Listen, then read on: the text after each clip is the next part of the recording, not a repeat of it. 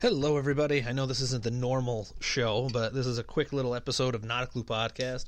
I'm Brad. Sitting right next to me is a good friend, Brandon. Say hello. Hello. Quickly wanted to go live just to, talk about the late game coming up and then talk about what happened here in the first half. And if anybody had any questions, you can fire them as well. You're listening to Not a Clue Podcast. Find us Spreaker.com/show/Not a Clue Podcast, Facebook.com/Not a Clue Podcast. Find us on Twitter at Not a Clue Pod. Subscribe to our YouTube channel, which is the first name of the channel is Not a Clue, all one word, and the second is podcast. So anyway, the score is 10-9 in the Falcons-Eagles game. The Falcons have the lead. They should have had an interception there at the end of the half. I have no idea how the hell it didn't, but still. It ended up being some weird pass play that ended up going to Torrey Smith on a play that should have been intercepted. The guy, when he came down, it hit his knee, shot way up, like 10 yards backwards, right into Torrey Smith's hand. He ran it all the way to midfield, and then a couple plays later, they kicked a long 53-yard field goal, I think. 53-yard field goal to double check. Everyone was wondering how Nick Foles was going to be playing. He went 11 of 15 for 101 yards.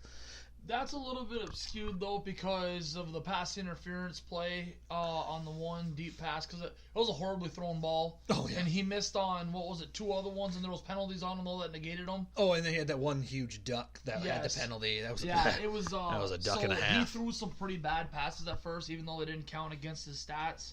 Because at one point they said he was 4 for 5, even though he missed like three passes. Yeah.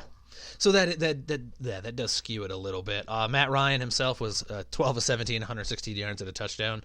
That touchdown play, he looked like Brett Favre, in my opinion, where he got spun around, kind of was all confused and saw an open guy and just kind of dumped it to him. That's a Brett Favre type play. It really is. That's literally, you can't describe it any better besides a Brett Favre play, but it shouldn't have got to that point because he should have hit the tight end on the play before that, on the drag play. He waited way too long. He wasn't even looking at him. He was using him as a safety outlet, and then it was just too late.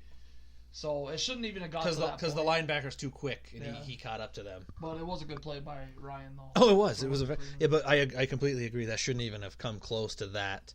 In the running department, the leading rusher is Jay Ajayi. He has 8 carries for 50 yards. I bet you he's so happy about this trade. How can you not be? The only ones not happy with it are Miami. Probably. Because who did they still have at the end of the year? Jay Cutler.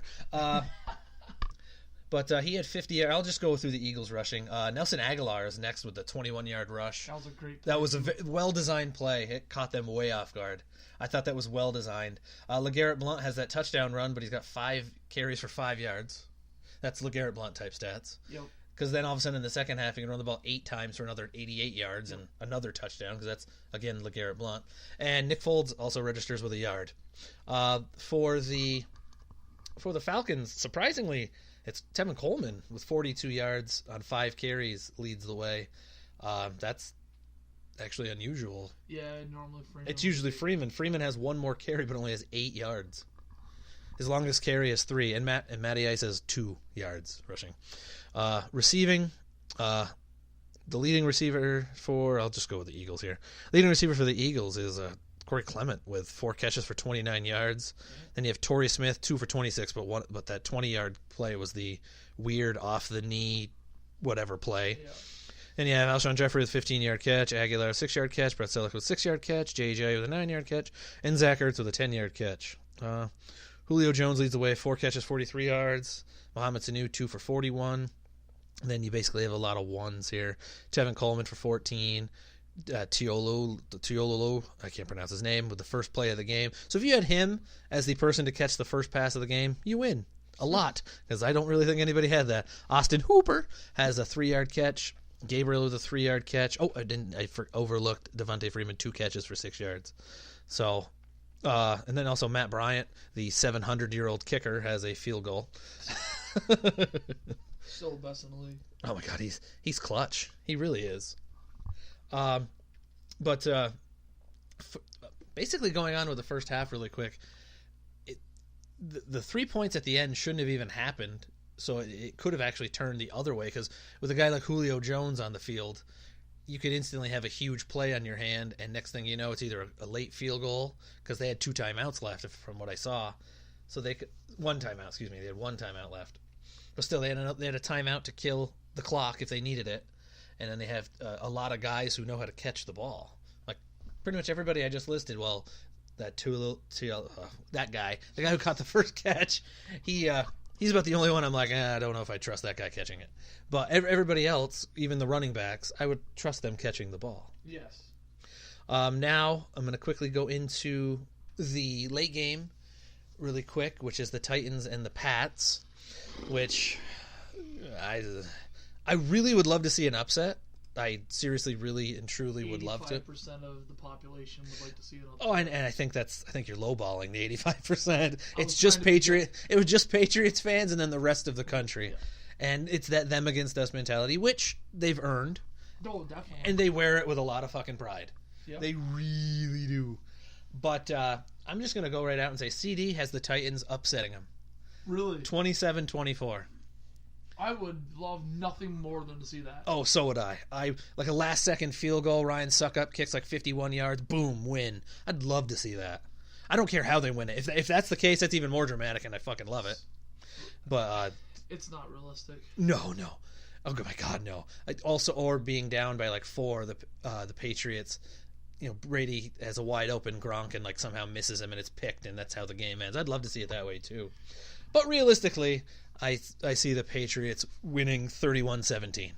I think they score more. I think they're going to put up like 42 points, man. I think it's going to be a washout complete. You think like 42-17? Yeah, something like that? Probably like 42-14. Oh, 42-14? Yeah, I think Mariota's going to run one in, and he'll throw one in. I mean, he could always receive one because it happened last week. Right. I'm hoping to God they can pull something together. The Patriots, they don't always do great against a dual threat quarterback, which is the only thing the Titans got going for him right now is that Mariota can run. He hasn't done much of it this year. When he's been playing good, he has ran the ball. But in order for them to be good, he needs to. And if he can, they might give New England some trouble, but I don't.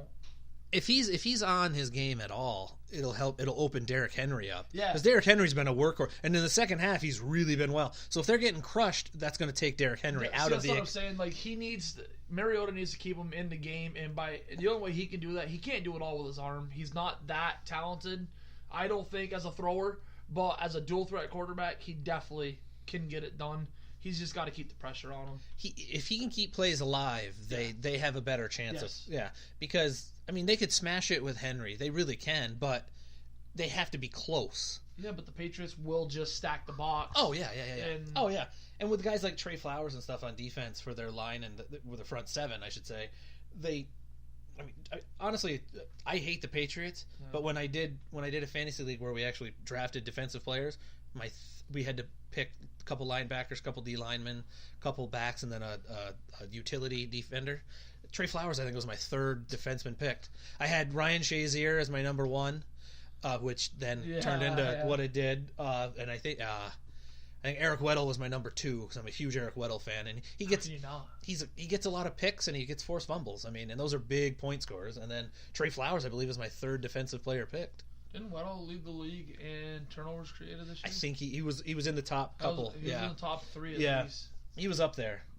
But I would love to see the Titans win. I really don't think so. But see, I would love to see. Honestly, this is the one time I'm actually pulling for CD's score.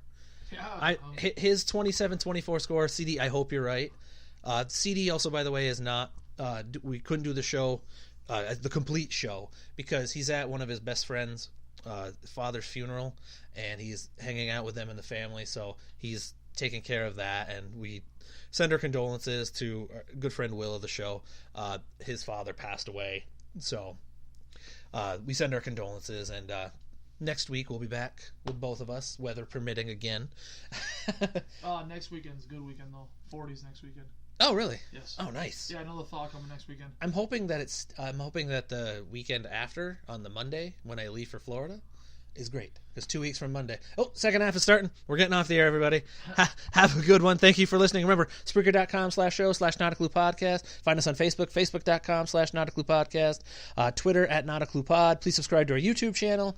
The first name of the channel is Not a Clue, and the second is Podcast. They just returned it to, what the hell did that say? About the 20-yard line? Yeah, took it to the 20-yard line. Enjoy, everybody. It's 10-9 going into the second half. Take care.